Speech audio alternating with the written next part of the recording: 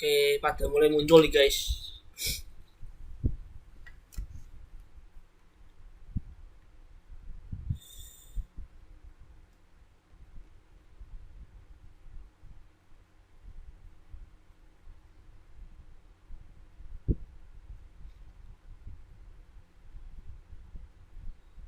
Oke, yang sudah join jangan lupa absen ya, disiapkan ya guys. Sudah, Udah Pak. ya, oke. Ini kemana nih? Apa temennya pada masih tidur semua nih? Habis sahur, lupa kuliah, tidur terus. Ya, inilah kendalanya kuliah online.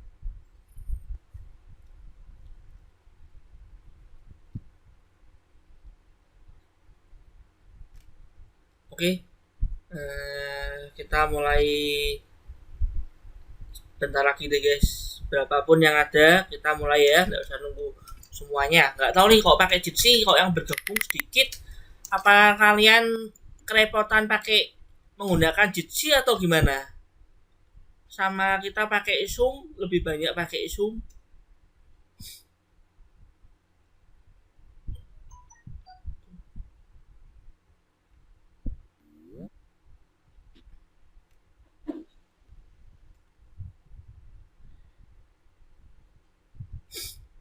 Oke, kita mulai aja lah guys.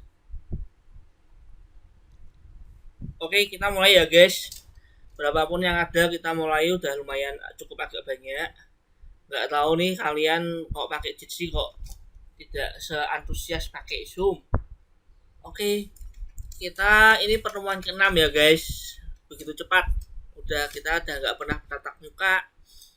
Tatap mukanya melalui dunia maya, melalui online. Tapi semoga virus corona cepat selesai sehingga kita bisa kuliah kembali normal. Biasanya kalau di sistem kuliah saya, kalianlah yang banyak presentasi, kalianlah yang banyak bicara, bukan saya yang banyak bicara. Saya yang cuma menjelaskan garis besarnya, karena kalian sudah mahasiswa, jadi sistem belajarnya beda. Mahasiswa yang aktif, tapi nggak apa-apa lah karena kita juga keterbatasan di teknologi juga, jadi mau nggak mau saya yang harus aktif. Oke, jadi tolong responnya ya guys. Kita pertemuan ke-6 kita belajar tentang manajemen strategik. Menurut kalian strategik itu apa guys?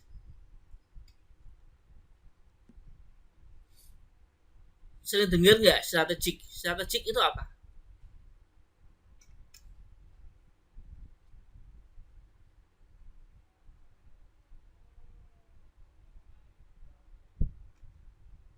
Halo guys, suara saya kedengeran nggak? Dengeran, Dengar Pak. ya, kalau nggak ada yang jawab. Menurut kalian strategik itu apa? Sebentar, Pak. Ya, tidak apa-apa. Yang lainnya mana nih? Kok saya seringnya dengar suara Ira, sedangkan yang lain-lainnya itu mana itu?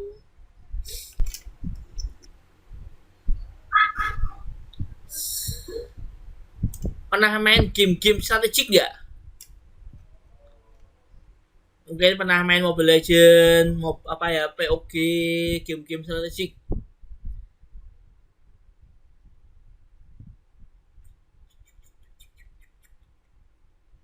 Udahlah guys, kita lanjut. Ya udahlah. Oke. Saya lanjut aja deh guys. Saya anggap kalian dengar suara saya dan saya akan presentasi. Oke. Kalau nggak ada yang jelas, tolong diinstruksi ya guys. Oke, kita pertemuan ke-6, kita kuliah tentang manajemen strategik. Atau mungkin kalian malu bertanya, bisa tulis di komen di YouTube ya guys. Tapi nggak tahu nih, kelihatannya YouTube saya belum nyambung, belum online. Oke.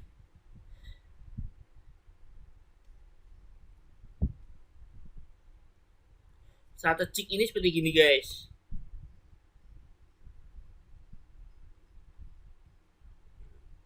sebelum organisasi itu berjalan atau sedang merumuskan arah, biasanya organisasi sudah berjalan, maka organisasi tersebut perlu menerapkan tujuan.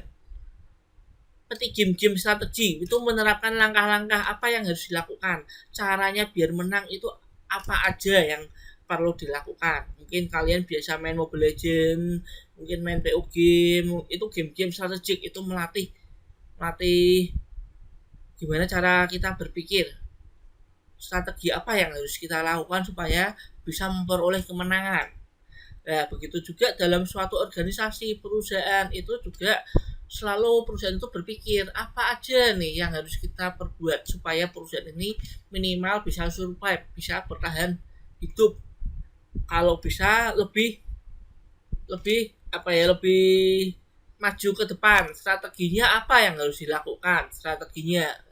Nah, strategik itu strategi. Tujuan mendasar adalah membedakan suatu organisasi dari organisasi lainnya, menjelaskan cakupan dalam bentuk produk, barang, apa yang harus gimana cara menjualnya, gimana cara memproduksinya, seperti itu, gimana supaya biar bisa efisien, biar bisa hemat. Kemudian misi perusahaan juga mengartikan pernyataan atau rumusan supaya bisa tahan lama dan keinginan dan maksud. Jadi strategi ini seperti langkah-langkah. Seperti kalau orang mau perang itu harus punya strategi. Apa yang harus dilakukan? Kalau strategi ini kalah, apa strategi selanjutnya? Seperti itu guys, manajemen strategi. Mungkin kalau kalian udah pernah kerja mungkin terbiasa dengan yang namanya rapat atau meeting. Hello? Meeting. Tahu nggak meeting itu apa? Kira-kira apa yang dibahas di meeting itu? Oke, udah mulai agak banyak nih yang join. Tentu perusahaan akan membahas suatu hal, langkah-langkah. Ketika ada permasalahan, apa yang harus dilakukan? Langkah-langkah apa yang seharusnya perusahaan ambil? Gimana caranya menyiasati, seperti itu guys. Manajemen strategi itu selalu berpikir tentang strategi yang ada. Oke, ada pertanyaan selanjutnya guys? Oke, ini ya susunan dalam manajemen strategi.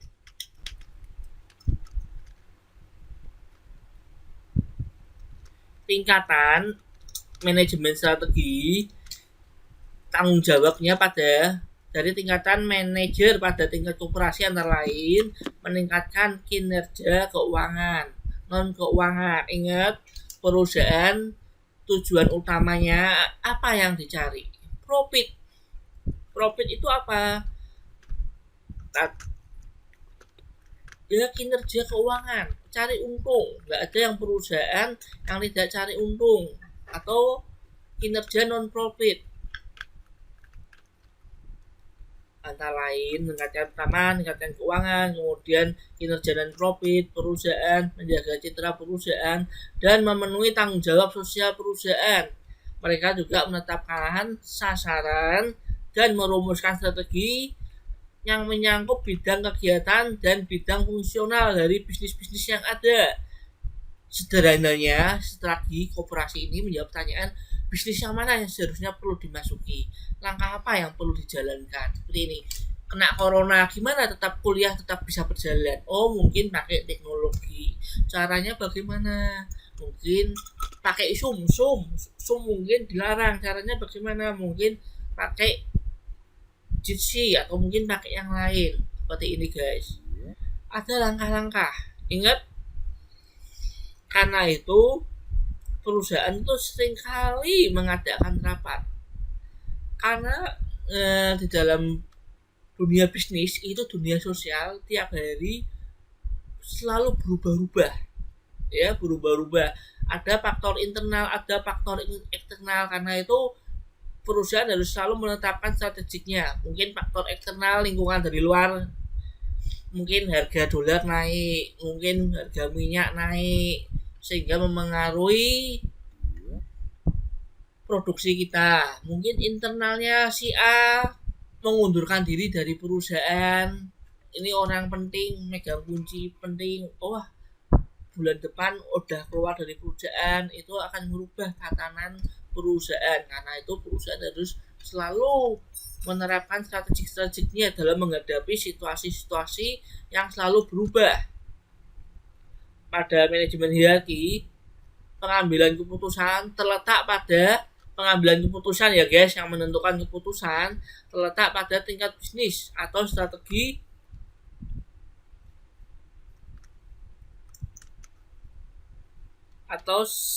kompetitif, tingkat bisnis atau strategi kompetitif juga dikenal sebagai strategi SBU. Nanti akan kita bahas secara esensial berhubungan dengan persaingan produk. Gimana cara mengatasi persaingan? Para manajer yang terdapat di dalamnya biasanya terdapat manajer bisnis, koperasi, mereka menerjemahkan rumusan arah, keinginan yang dihasilkan pada tingkat operasi ke dalam sasaran dan strategi yang konkret untuk masing-masing divisi usahanya. Ada 3 pertanyaan yang mendasar ditunjukkan pada strategi ini.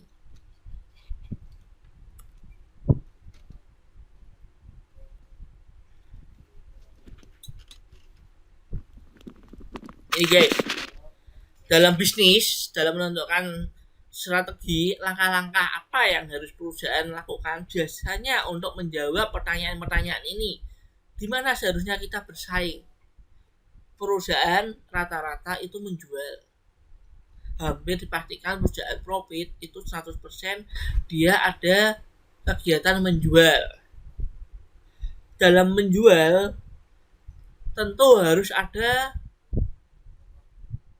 namanya pesaing, karena perusahaan tidak memegang perusahaan monopoli, tapi dalam pasar oligopoli dan persaingan bebas, tentu ada banyak pesaing-pesaingnya yang kerja di sini. Halo, tentu perusahaan kalian mempunyai banyak pesaing-pesaing juga kan?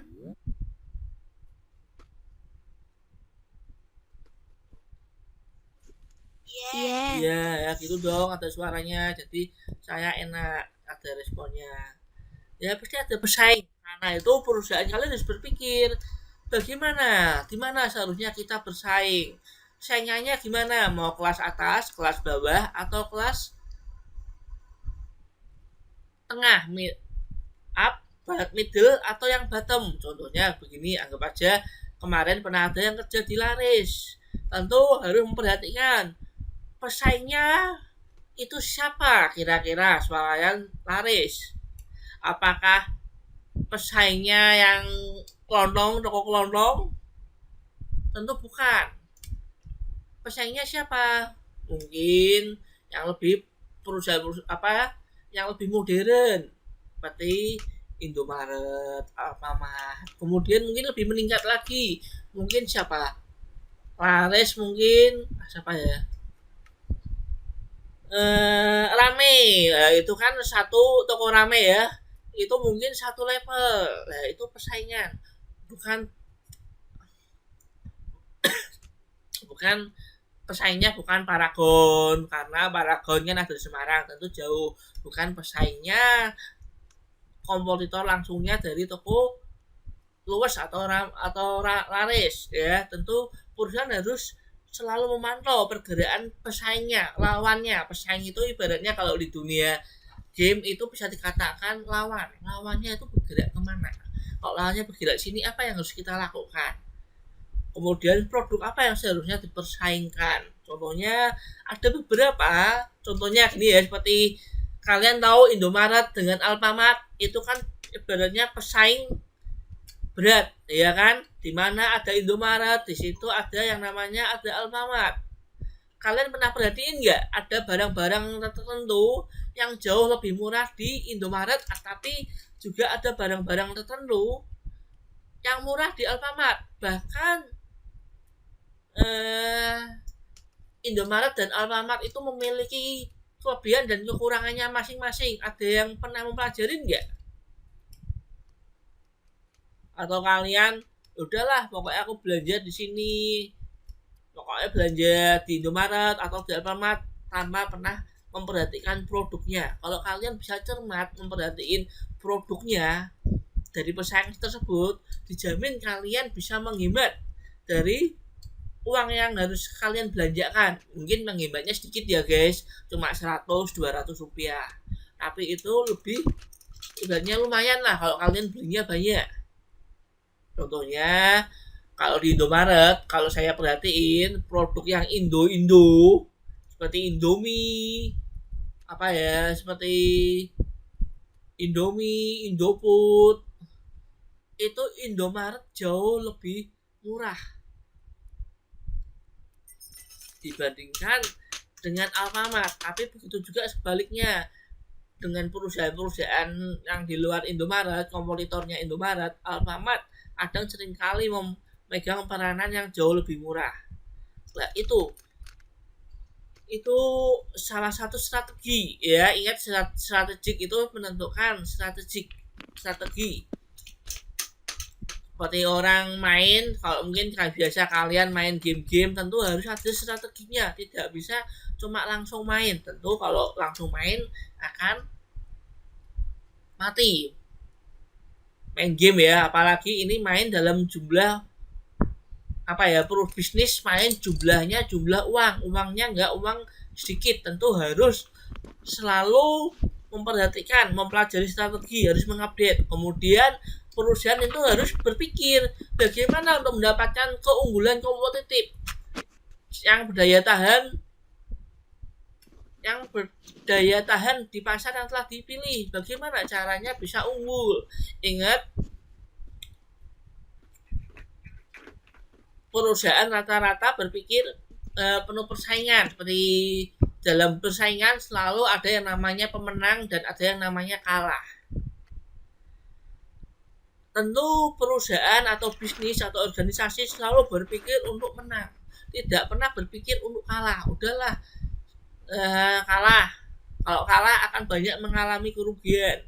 Contohnya seperti ini guys, seperti corona. Banyak pabrik-pabrik atau organisasi bisnis perusahaan yang collab itu bahasa sehari-hari, mungkin bahasa familiarnya di game kalah ya. Kalah mungkin harus game over ya. Kalau game itu kan game over, mungkin harus gulung tikar, harus PHK, kemudian pasti mengalami banyak kerugian. Dan kalau ditanya, tidak ada yang mau perusahaan namanya kalah. Seperti kalian main game, tentu kalian nggak mau main game over, itu harus selalu menang. Perusahaan makanya harus selalu memperhatikan ini 3 utama. Bagaimana perusahaan selalu bisa unggul, menang dari pesaingnya, bisa survive. Harus ditentukan langkah-langkah. Maksudnya sampai di sini paham guys? Paham ya? Kalau nggak paham tanya ya guys.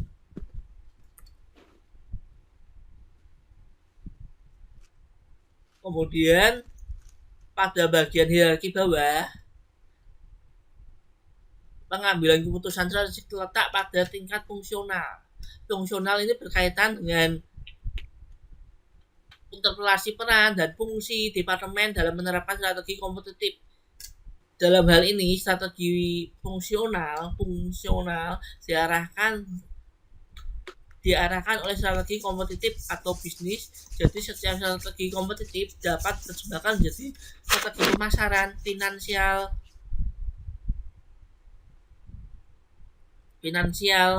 strategi sumber daya manusia yang seharusnya sama dan membangun. Pada strategi fungsional umumnya, manajer yang ada di dalamnya biasanya disebut sebagai manajer produksi wilayah atau manajer fungsional. Ini pada tingkat bawah itu tingkat pelaksana. Nanti ada diagramnya guys, mungkin lebih mudah, mungkin bisa kalian pelajari. Ya ini guys,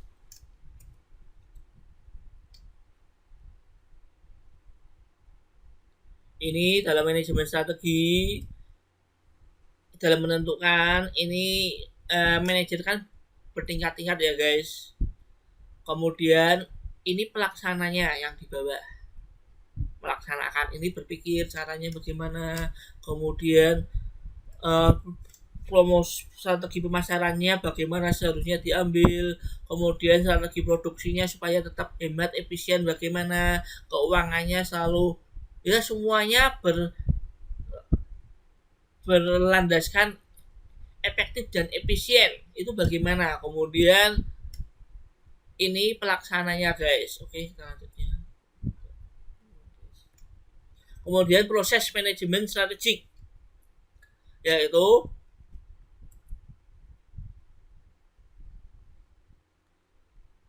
yang harus dilakukan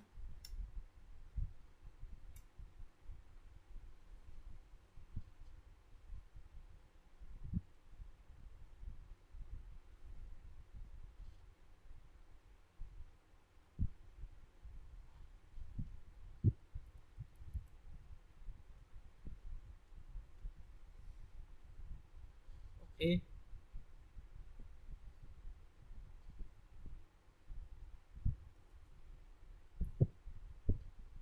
Oke. Selanjutnya, proses manajemen strategi biasanya terdiri dari 5 tahapan, yaitu menganalisis lingkungan. Lingkungannya bagaimana? Lingkungan internal dan lingkungan eksternal. Misalnya pesaingnya, mungkin Indomaret ada promo ini ya, anggap aja kita pakai contoh Indomaret dengan Alfamart. Oh, Alfamart ada promosi apa ya namanya ya? JSM, Jumat, Sabtu, Minggu, atau Indomaret saya lupa.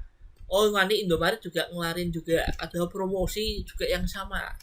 Seperti itu, saling bersaing, menganalisis lingkungan internal dan eksternal. Apa yang harus dilakukan? Kemudian dari itu manajemen strategik, apa yang harus dipikirkan? Menetapkan misi. Misi itu langkah-langkah. Setelah ada vision, pandangan, harus tetapkan misi, kemudian merumuskan strategik, kemudian pemilihan penerapan strategik, kemudian harus ada yang namanya evaluasi. Ingat, dalam konsep manajemen selalu ada yang namanya POAC ya, seperti ini ya. Dia analisis itu perencanaan, kemudian ada organisasi, accounting, kemudian controlling, harus ada pengontrolan, harus ada evaluasi, strateginya itu bagaimana, bisa dilakukan enggak, kalau gagal jangan diteruskan, harus ada evaluasi, seperti itu guys.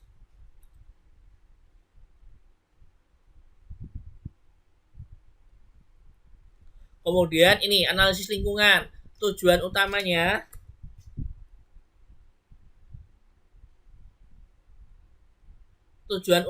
dari analisis lingkungan dilakukannya adalah untuk mengidentifikasi peluang opportunity yang harus segera mendapatkan perhatian serius. Pada saat yang sama perusahaan menentukan beberapa kendala ancaman yang perlu diantisipasi.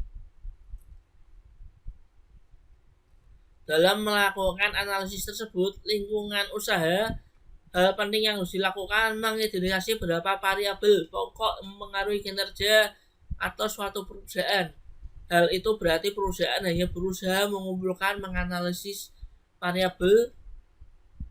Oke, intinya lingkungan itu bermacam-macam. Seperti saat ini hampir pasti dipastikan perusahaan garment itu rata-rata melakukan perpindahan produksi, menjual masker, menjual apa, dia mikir wah zamannya corona lebih cepat menghasilkan uang kalau jualan masker, kemudian alat apa ya, baju APDK, seperti itu guys. Melihat situasi yang ada, lingkungannya bagaimana, pesaingnya bagaimana, peluangnya apa, seperti ini.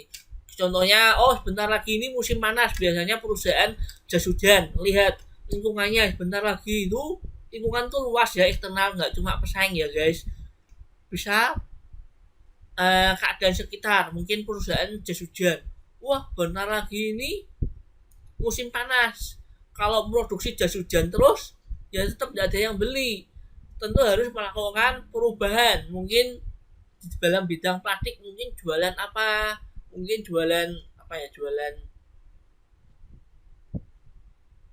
jualan terpal atau jualan apa seperti itu guys. Mungkin jualan jualan apa namanya, koper koper pelindung buat mobil.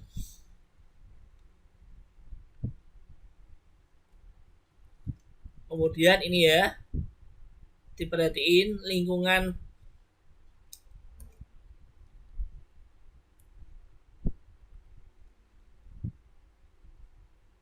Kemudian ada yang ini ya, analisis lingkungan. Perusahaan terdiri dari dua komponen pokok, eksternal dan internal. Eksternal itu yang tadi yang saya ceritakan. Internalnya sumber daya, kemampuan, dan kompetensi. Dengan melakukan analisis tersebut, perusahaan diharapkan manajemen perusahaan memiliki gambaran yang jelas. Jadi perusahaan harus senantiasa berpikir. Contohnya internal, wah kalau sekarang itu banyak pengangguran S1. Kenapa harus masih menerima SMA, sedangkan S1 aja banyak pengangguran, mau digaji rendah. Jadi dengan menggunakan tenaga S1 diharapkan kemampuan produktivitas perusahaan bisa meningkat seperti itu guys. Kemudian ada banyak internal, dilihat mungkin tagihan listriknya membengkak. Mungkin satu-satunya cara mungkin mengganti lampu dengan LED, bisa menghemat banyak listrik.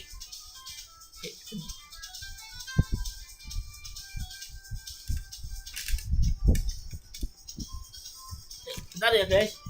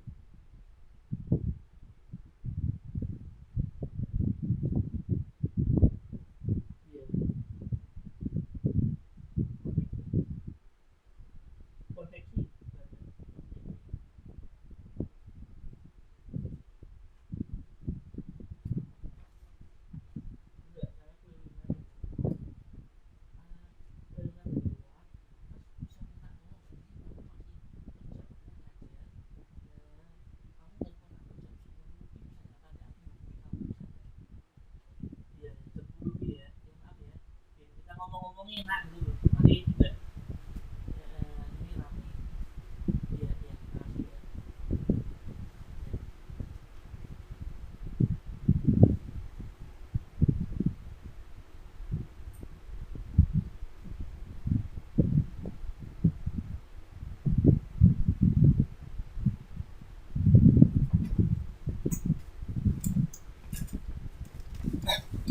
Halo guys, maaf ya guys, ada banyak gangguan. Oke, kita lanjut. Ini ya guys, sampai di lingkungan internal.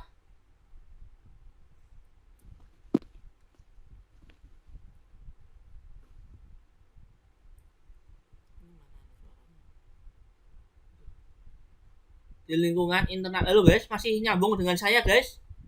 Takutnya putus. Masih ya, oke. Lingkungan internal itu memperhatikan lingkungan di perusahaan. Mungkin listriknya boros, ledak tagihan listriknya, mungkin perlu melakukan penggantian lampunya, diganti LED yang lebih ramah. Eman-eman misalnya tagihan listriknya sampai banyak seperti gitu ya, berarti harus memperhatiin.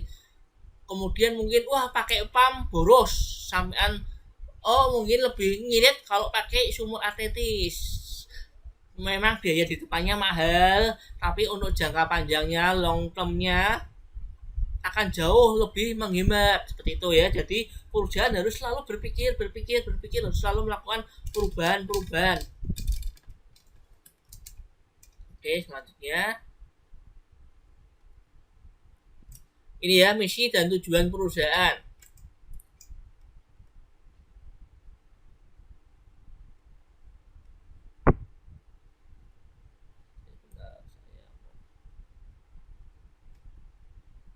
Misi ya.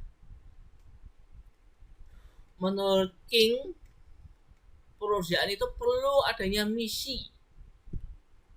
Sebelum ada misi, tentu harus ada yang namanya visi, pandangan, ya. Pandangan apa yang harus pandangan ke depan, apa yang harus perusahaan ini, apa yang harus dicapai, seperti itu guys. Ingat, seorang pemimpin harus punya pandangan, perusahaan harus punya pandangan, memastikan bahwa ada kesamaan tujuan dalam organisasi. Pihak manajemen puncak, lini, anggota, dan tujuan berbeda dengan adanya. Jadi ini harus ada kesamaan dalam perusahaan. Contohnya, perusahaan ini punya misinya apa? Mungkin tambah survive, jadi anak buahnya semua harus mendukung, harus satu visi, harus satu tujuan, harus satu langkah-langkahnya harus sama. Jangan sampai anak buahnya itu tidak mendukung, maka akan menimbulkan jadi kekacauan di dalam suatu organisasi. Kemudian menjadi landasan untuk memotivasi pemanfaatan sumber daya organisasi. Keberagaman sumber daya yang dimiliki oleh organisasi menurut manajemen untuk dapat mengelola secara optimal dan efisien penggunaannya. Kemudian mengembangkan landasan pengolahkan sumber daya manusia. Jadi intinya seperti gini guys, kita kemarin belajar fungsi kepala, ya kan? Itu sebagai pemimpin, anak buahnya tentu harus mengikuti apa yang diperintahkan oleh kepala. Contohnya kepala pikiran kita kepingin memegang gelas, ya kan? Tentu tangan harus mau juga memegang gelas. Kalau tangannya tidak mau bekerja sama memegang gelas, maka bisa dipastikan ada yang namanya suatu penyakit di dalam suatu organisasi yang harus segera diobati. Kemudian menetapkan iklim, ada banyak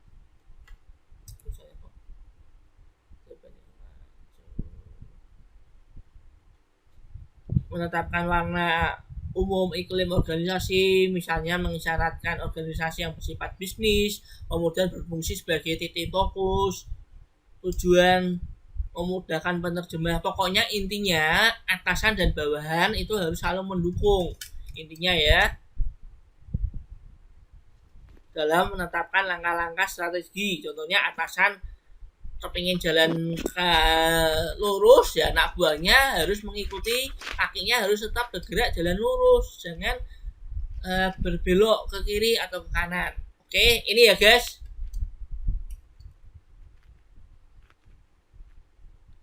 Ringkasannya, komponen-komponen dalam misi yang harus diperhatiin apa aja dalam menetapkan strategi. Yang pertama, tentu perusahaan itu menjual barang dan jasa. Apa yang diinginkan oleh konsumen? Tentu perusahaan harus memperhatikan kualitas barang dan jasa. Barangnya ini masih diinginin oleh konsumen enggak? Barangnya itu bisa menjawab kebutuhan konsumen atau tidak? Seperti itu guys. Kemudian harus memperhatiin pasar. Pasar itu bagaimana? Pasar itu maunya yang seperti apa? Kemudian ada yang namanya teknologi. Teknologi itu harus perhatiin untuk mendukung misi organisasi. Caranya mengembangkan. Kalian pernah dengar perusahaan Nokia nggak guys?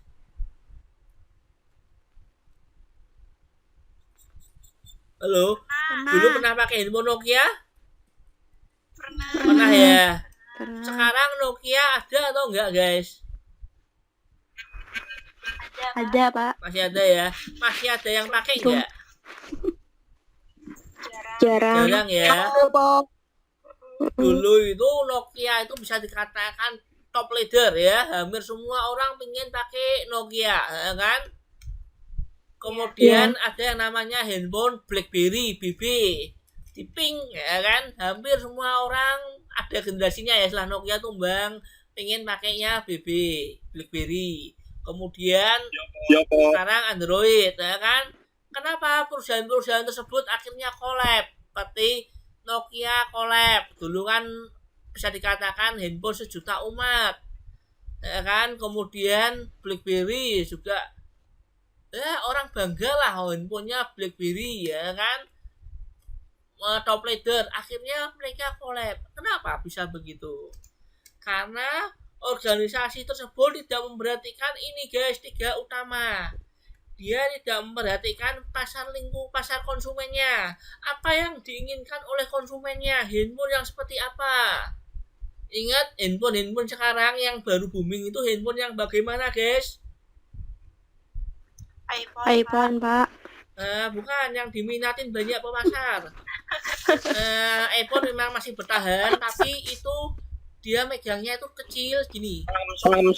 Ya.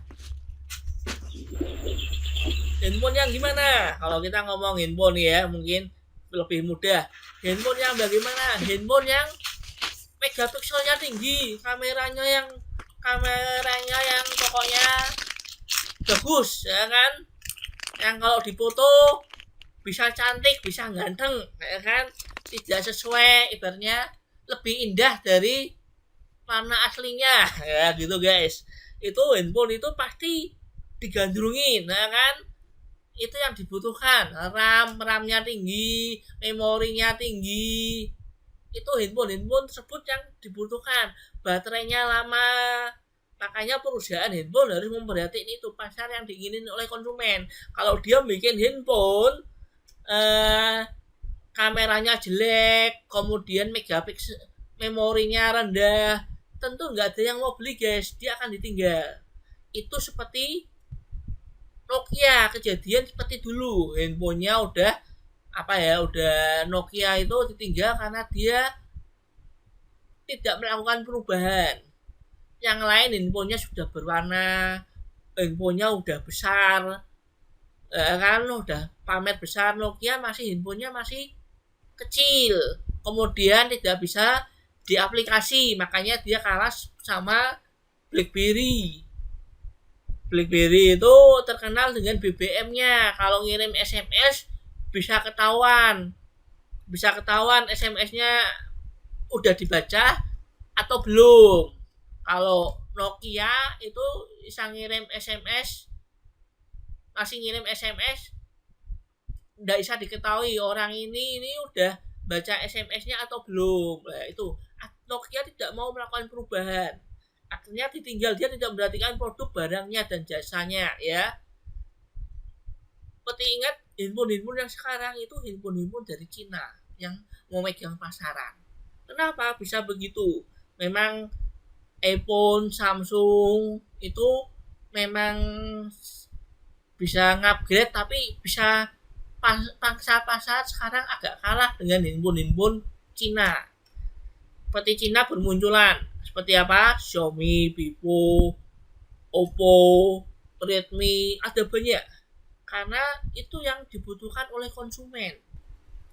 Terutama kelas bawah, harganya murah, kualitasnya bagus. Kalau foto yang penting sama foto, RAM-nya bagus, seperti itu. Kemudian perusahaan juga harus memperhatikan teknologinya harus diperhatiin. Contohnya sekarang ada zamannya ATM, seperti bank ya, anggap aja bank, kan lebih mudah pakai bank itu bisa kita lihat bank-bank yang bonafit, bank-bank yang banyak dipakai oleh orang. Tentu dia sangat memperhatikan teknologi. Mungkin zamannya sekarang bisa m-banking, bisa internet, ATM-nya banyak, mudah di mana-mana, seperti itu. Kalau dia tidak memperhatikan teknologi, dia akan ditinggal oleh konsumen, seperti itu. Jadi inti utama perusahaan, dia harus memperhatikan konsumen, karena konsumen itu raja. Perusahaan itu pasti menjual barang yang beli konsumen, jadi harus memenuhi keinginan konsumennya, dan perusahaan harus memperhatiin barang yang dijual, barangnya bagaimana, kualitasnya bagaimana, Kemudian harus merhatiin teknologi yang ada. Teknologi saat ini bagaimana? Teknologinya mungkin kalau handphone harus bersiap untuk menjadi 5G, 5G. Mungkin teknologinya sekarang bagaimana? Mungkin harus tingkat keamanannya harus mungkin mempersiapkan pakai face detector. Kalau keamanan cuma pakai PIN, mungkin akan lama-lama akan ditinggalkan orang dan tidak minat. Sekarang keamanan harus pakai sidik jari biar handphonenya aman. Nanti kalau hilang bisa ketemu, tidak bisa buka seperti itu. Sampai di sini paham nggak guys? Ingat 3 utama ya, komponen utama perusahaan dalam menerapkan strategi. Apa yang harus diperhatikan? Pasar, produk, sama teknologi yang ada. Oke, ada pertanyaan guys?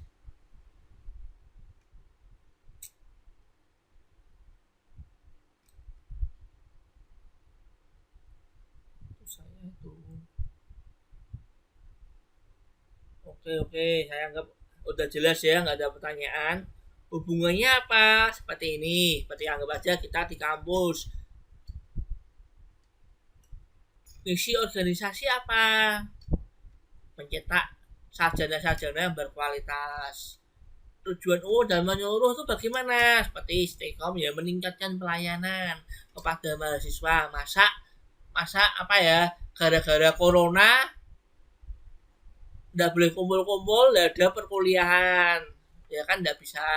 Tetap harus ada perkuliahan. Bagaimana caranya? Mungkin ya dengan pakai kita ini seperti online. Kemudian tetap harus ada perkuliahan. Mungkin dengan sedikit agak merepotkan, tapi harus tujuannya harus tercapai. Mahasiswa tetap diberikan pelayanan. Kemudian apalagi caranya bagaimana biar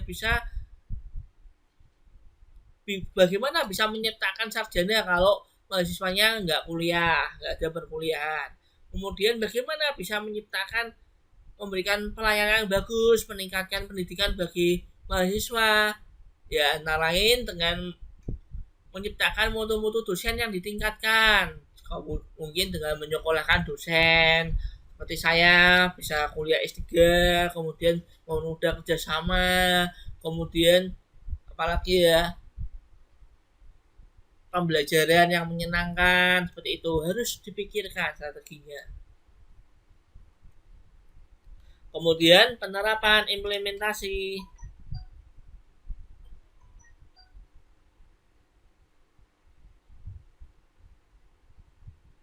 Implementasi yaitu penerapan strategik, langkah-langkah ya, adalah sebuah tindakan mengelola bermacam-macam sumber daya. Ingat, organisasi itu memanfaatkan sumber daya yang ada, baik sumber daya manusia atau sumber daya alam atau sumber daya teknologi. Jadi sumber daya yang ada dimanfaatkan, dan manajemen mengarah dan mengendalikan pemanfaatan sumber daya perusahaan, keuangan, manusia, peralatan, dan lain-lain melalui strategi yang dipilih. Implementasi strategi diperlukan untuk merinci secara lebih tepat dan jelas bagaimana sesungguhnya pilihan strategi yang telah diambil dan direalisasikan. Pengimplementasian strategi yang berhasil sangat tergantung pada keahlian dan kemampuan dari siapa? Manajernya, ibaratnya dari pemimpinnya. Makanya sebagai seorang pemimpin itu harus mempunyai skill, karena bisa dikatakan keberhasilan maju mundur suatu perusahaan itu terletak di pemimpin, di kepalanya. Kalau kepala, makanya terletak di kepalanya. Kalau kepalanya maju, kepalanya lurus, maka anak buahnya lurus. Seperti itu guys.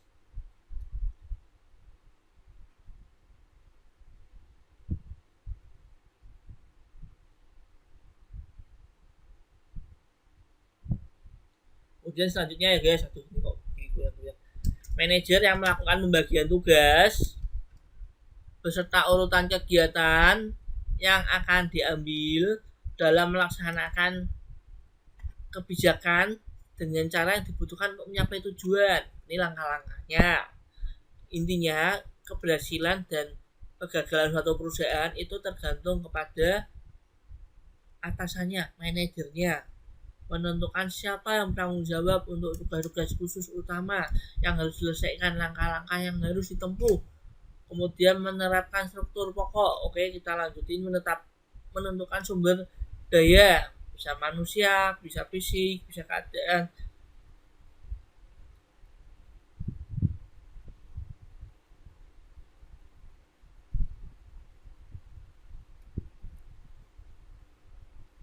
Oke, saya lanjut aja biar lekas.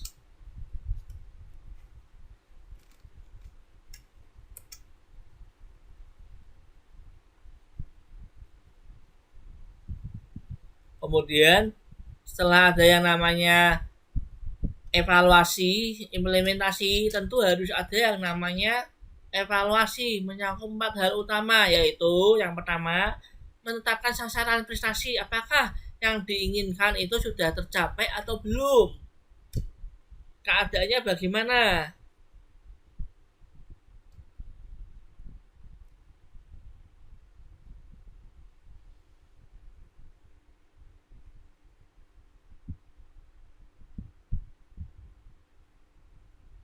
Bentar ya guys.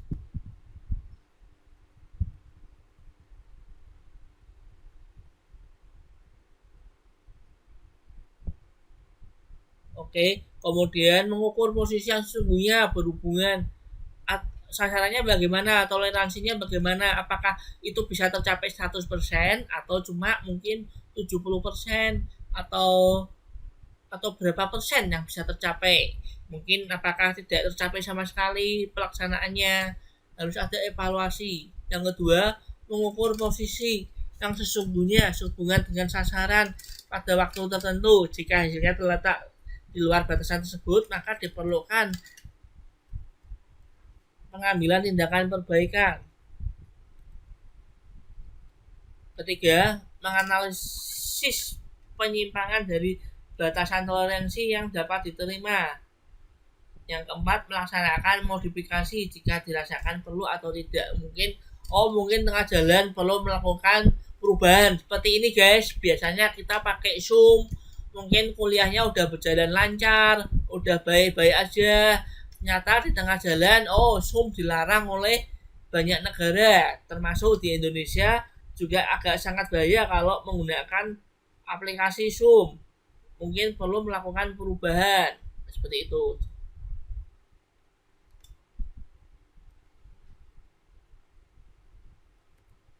Kemudian pengendalian strategik.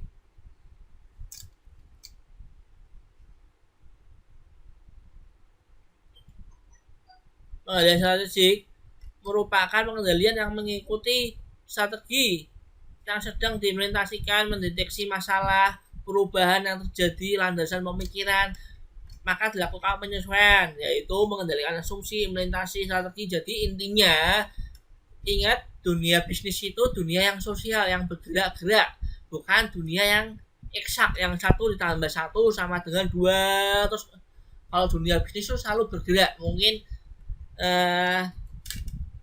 biasanya perusahaan ini unggul, tiba-tiba ada kompetitor lain yang muncul. Contohnya biasanya anggap aja Indomaret. Biasanya di sini belum ada pesaingnya.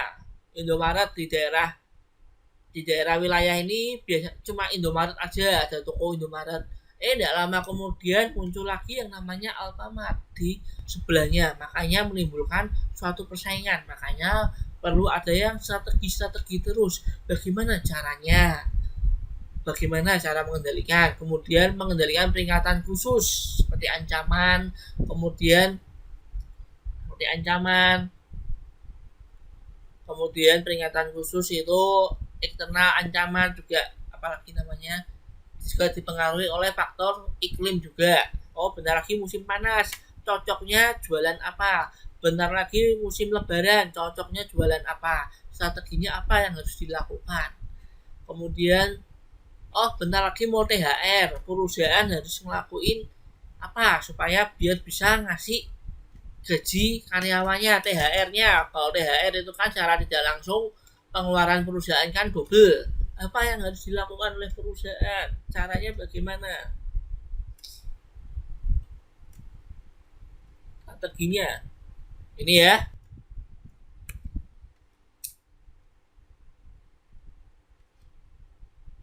Ingat, kalau kita ngomong tentang manajemen apapun, intinya selalu berkutik di 4 tipe. POAC. Cuma ini ada perumusan. Ini planningnya, menganalisis. Di dalam melakukan perencanaan, maka seorang manajer harus melakukan analisis lingkungan. Seperti tadi, eksternal, internalnya bagaimana, bisa dijalankan tidak, atau internalnya bisa mendukung tidak. Contohnya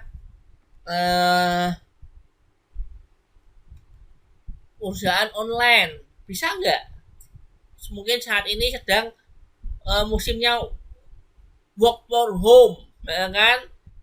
Perusahaan tersebut harus bisa menganalisis, bisa nggak anjuran pemerintah work from home diterapkan di perusahaannya, bisa nggak? Ya mungkin perusahaan garment lah, caranya motong pakaian bagaimana kalau harus work from home, gimana caranya motong pakaian kalau motongnya dari rumah, sedangkan bahannya besar dan bahannya itu jadinya harus diperhatiin, nggak bisa langsung diterima mentah-mentah. Oh tidak bisa, tetap harus ada yang namanya masuk ke kantor, tidak bisa ya menerapkan istilah work from home, harus wong ini motongnya aja pakai mesin, nggak bisa pakai gunting biasa seperti itu ya guys. Karena itu banyak sekali kantor-kantor, perusahaan-perusahaan musim corona seperti ini mau tidak mau mereka harus berjuang datang ke kantor. Karena apa? Perusahaan menganalisis itu tidak bisa diterapkan dengan teknologi work from home, dengan teknologi internet. Bagaimana caranya? Kalau ngajar kan bisa, yang penting tersampaikan dengan internet. Mungkin manajernya bisa ngasih rapat, nggak perlu datang, pokoknya perintahnya jelas, mungkin melalui WA, melalui apa bisa. Tapi kalau buru-burunya yang harus motong, jahiti, gimana cara jahitinya kalau dari rumah, seperti itu.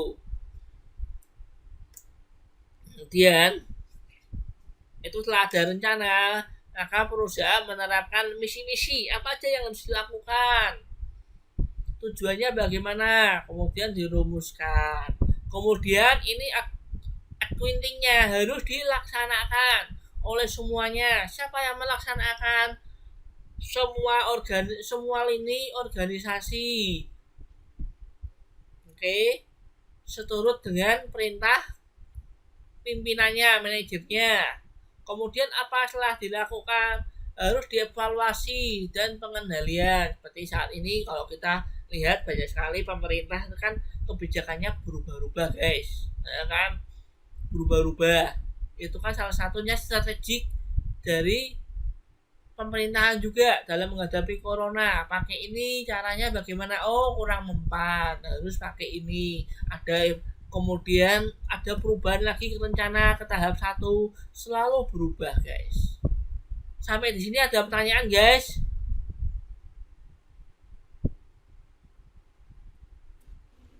Tidak. Jelas? Jelas, Pak. Jelas ya. Oke, lanjut lagi ya guys. Tujuan organisasi. Oke sebentar, ini masih banyak, saya cuma tak lanjut sebentar aja. Ini tak cepet ya guys. Tujuan organisasi. Jadi kalau kalian kerja nggak kaget, apa sih tujuannya perusahaan, apa sih yang dicari, hasil akhir yang dicari atau dicapai organisasi dengan kemampuan aktivitasnya. Hasil akhirnya itu apa? Tentu profit, yaitu suatu sasaran organisasi yang dibuat khusus sehubungan dengan besarnya waktu, siapa yang bertanggung jawab.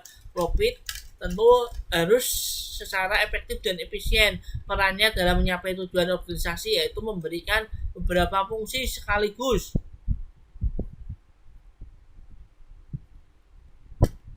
memanfaatkan yang besar organisasi secara keseluruhan. Pertama, tujuan dapat berfungsi sebagai landasan operasional. Kemudian kedua, berfungsi sebagai tolak ukur atau pedoman dalam menilai keberhasilan organisasi.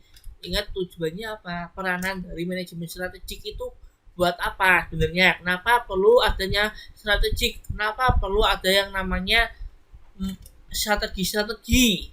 Tujuannya yaitu berfungsi sebagai landasan operasi.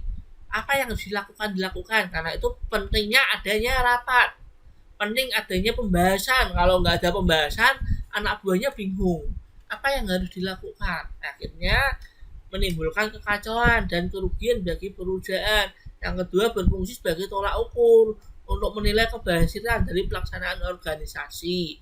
Dengan adanya rapat, terbentuk strategi-strategi yang baru yang harus dilakukan.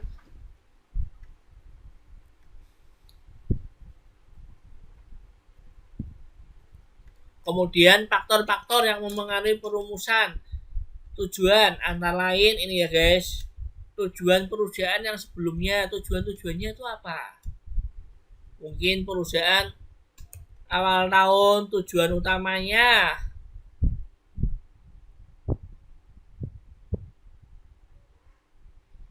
menciptakan omset lebih bagus dari tahun kemarin, tapi tiba-tiba ada virus corona seperti ini, ekonominya jadi down. Apa yang jadi bagaimana?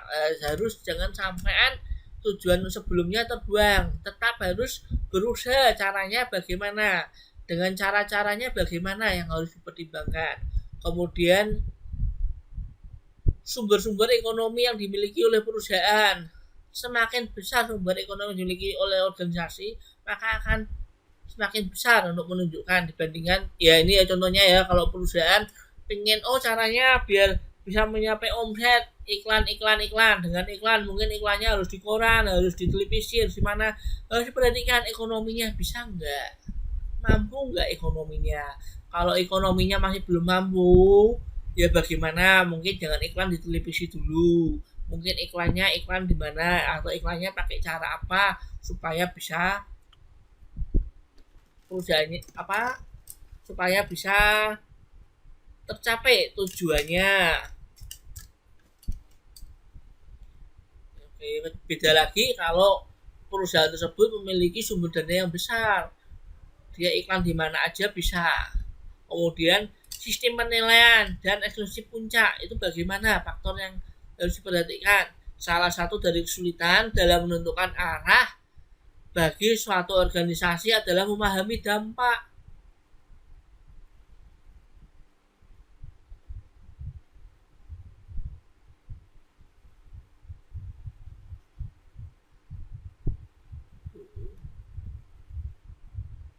Harus memahami dampak perubahan strategi bisnis terhadap nilai dasar manajemen puncak, memahami hubungan baru dengan pihak-pihak yang berkepentingan. Harus ada, ingat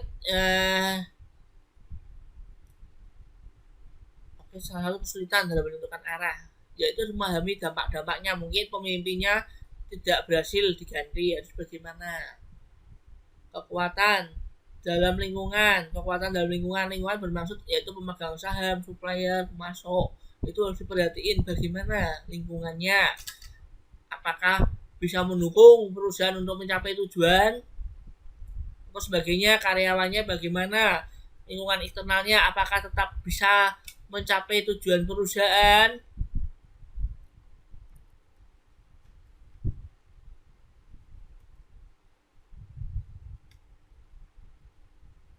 Oke, setelah ini kita akhiri saja.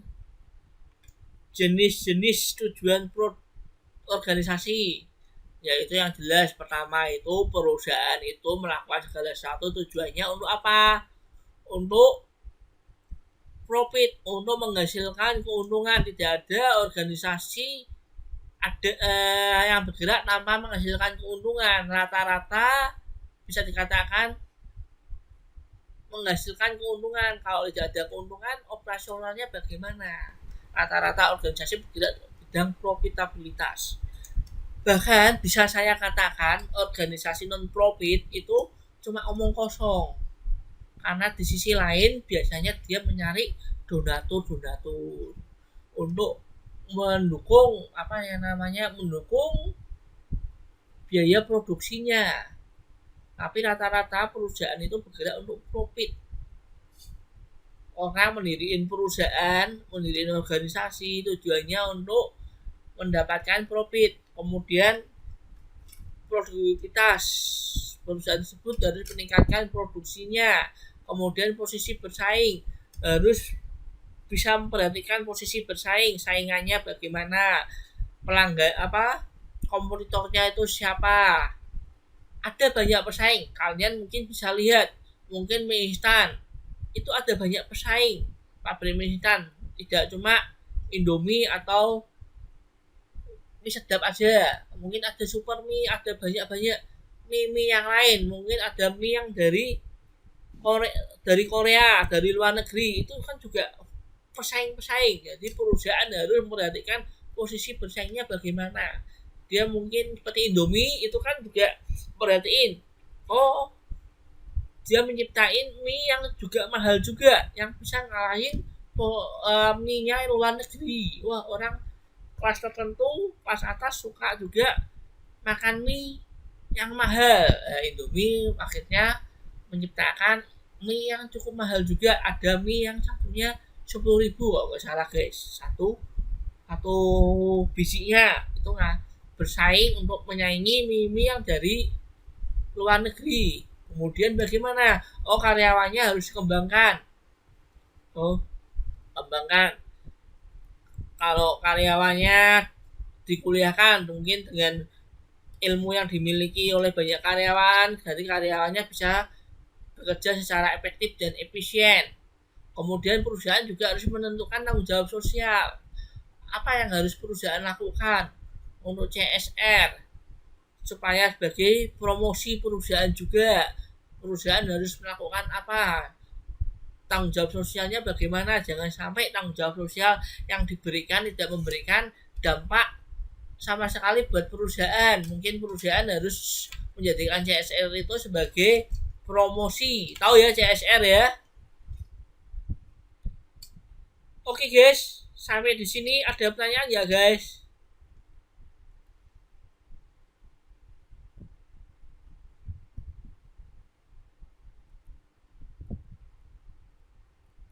Masih banyak.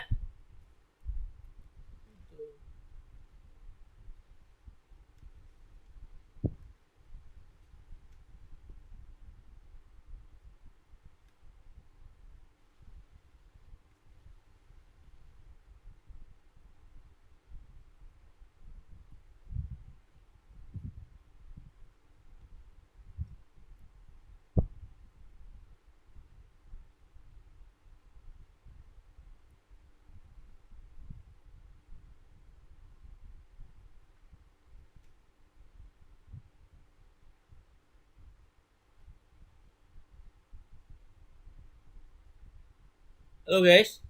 Nah, sampai di sini ada pertanyaan guys?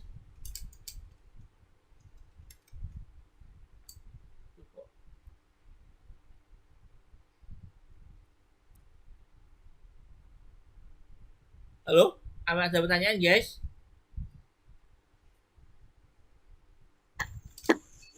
Apakah sudah jelas? Ada pertanyaan tidak guys? Sudah, Pak. Semua udah jelas ya guys? Sudah jelas. Ya udah, kita akhirin ya guys. Kalau ada pertanyaan silakan WA. Minggu depan itu kita pertemuan ke-7 ya. Biasanya kita minggu tenang. Karena kita kan NKP. Pertemuan ke-8 kan ada UAS ya guys. Nanti kita bahas di WA aja karena ada satu materi yang belum tersampaikan. Nggak tahu kita mau minggu tenang atau tetap kuliah. Nah, coba saya atur dulu ya guys. Maunya apa guys? Minggu tenang atau kuliah? Iya, Pak. Minggu tenang. Minggu tenang aja ya. Minggu tenang. Yang lainnya bagaimana? Minggu tenang semua? Ya udah. Oke guys, nanti kita bahas lewat WA aja.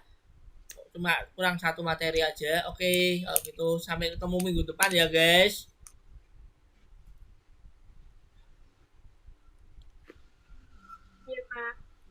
Iya, Pak. Ya, sama-sama. Terima kasih, Pak.